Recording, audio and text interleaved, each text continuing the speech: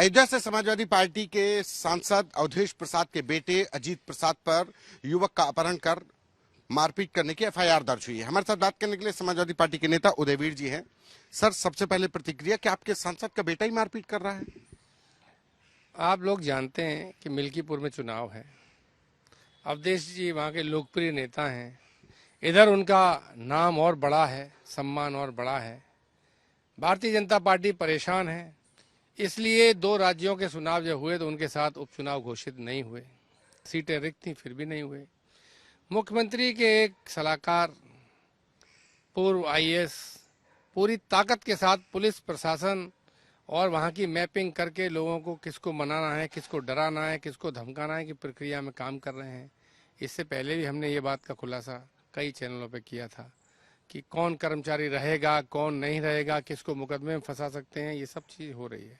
तो मेरा मानना है कि इसकी जांच होनी चाहिए थी और जांच होने के बाद कुछ सामने आता तो इस पर कार्रवाई होनी चाहिए थी। मेरी जानकारी में अभी ऐसा कोई घटना नहीं हुई है जिसके लिए बहुत मुकदमे की बाजी की जरूरत पड़े, लेकिन सरकार को बहुत जल्दी है और सरकार को ये जल्दी है कि केवल पॉलिटिकली लोगों को टारगेट करके हम किसी तरह उपचुनाव में कुछ पा जाएं। जनता भी ये बात समझती है, हम लोग भी समझते हैं और सब लोग उसी के हिसाब से मन बनाएंगे। सरकार उनकी है, प्रशासन उनका है, पुलिस उनकी है, वो जितना दमन करना चाहें करें। 24 में भी सरकार प्रशासन के आधार पर जीतना चाहते थे, नहीं जीत पाए। 27 में जनता और तेजी से उनके खिलाफ खड़ी होगी। सरकार उनकी, पुलिस उनकी, लेकिन जो शिकायत करता है वो तो एक आम आदमी है। उसने शिकायत की है कि अवधेश प्रसाद के बेटे अजीत प्रसाद ने उसका अपहरण किया, उसको गाड़ी में डाला, उसके साथ पैसे मांगे गए और मारपीट की गई। ये तो एक आम आदमी ने लिखाई है एफआईआर। आम आदमी ही हर जगह शिकायत करता है, पुलिस शिकायत नहीं करती है। किसी केस में पुलिस शिकायत करती है क्या?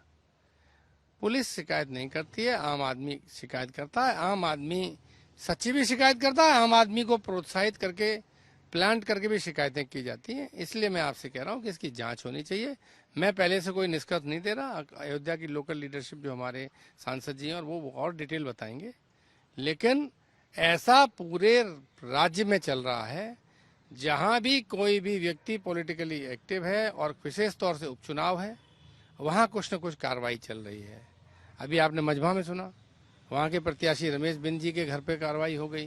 तो जिन जिन लोगों के यहाँ चुनाव है, क्या बोल वही गलत काम कर रहे हैं और वो जबरदस्ती गलत काम कर रहे हैं। तो जो परसेप्शन है हमारा और जो हमारी जानकारियां हैं उसके मुताबिक लोग कर नहीं रहे, लोगों के लिए को फंसाने के रास्ते ढूंढे जा रहे हैं। इस पे पूरा प्रशासन, सरकार लगी है, इसीलिए उपचुनाव की घोषणा में देर हो रही है। समाजवादी पार्टी के नेता थे मुहित खान और उनके राजू खान जो नौकर था, उसके खिलाफ अब पुलिस ने चार्जशीट भी दाखिल कर दी। हाई कोर्ट ने क्या कहा कि डीएनए रिपोर्ट कोर्ट में तलब करो।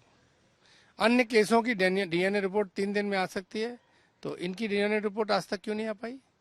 किसने हाथ बांध रखे थे? किसने रोका डीएनए रिपोर्ट देने से? तो क्या पुलिस उत्तर प्रदेश की और उत्तर प्रदेश की सरकार की मर्जी से जहां उनकी षड्यंत्र को, उनकी योजना को डीएनए रिपोर्ट सपोर्ट कर रही हो वहां देंगे, जहां नहीं कर रही हो नहीं देंगे? जांच हुई है, जांच की रिपोर्ट आनी चाहिए। चाहे जिसकी जांच हुई है वो उसमें फंस रहा है या नहीं फंस रहा है, कोर्ट को क्यों तलब करनी पड़ी? तो पुलिस से आप क्या आशा करते हैं? वो चार्जशीट लगा देगी? जो पुलिस खुद एफआईआर लिख रही है और जो एफआईआर लिखा रही है वो चार्जशीट लगा लेगी? वो डीएनए रिपोर्ट इसीलिए नहीं कोर्ट को तलब करनी पड़ी, मेरी ये समझ है कि डीएनए रिपोर्ट अगर खिलाफ आ जाती तो चार्जशीट कहां कर पाते, और डीएनए रिपोर्ट पक्ष में होती तो पुलिस पूरा पुख्ता केस बना के चार्जशीट जमा करती।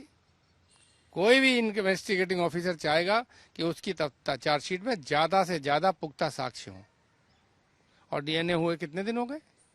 महीनों हो गए। तो इसलिए सरकार अपनी पूरी सत्ता का दुरुपयोग कर रही है। सरकार पूरे प्रदेश में राजनीति चल रही है। जो लुटेरे हैं, अपराधी हैं, उनकी तरफ ध्यान नहीं है। ध्यान, अगर गाड़ी का एक्सीडेंट हो जाता है तो ये ध्यान है किसकी गाड़ी से हुआ? समाजवादी की। फिर देखते हैं समाजवादी वाले की गाड़ी का ड्राइवर कौन था।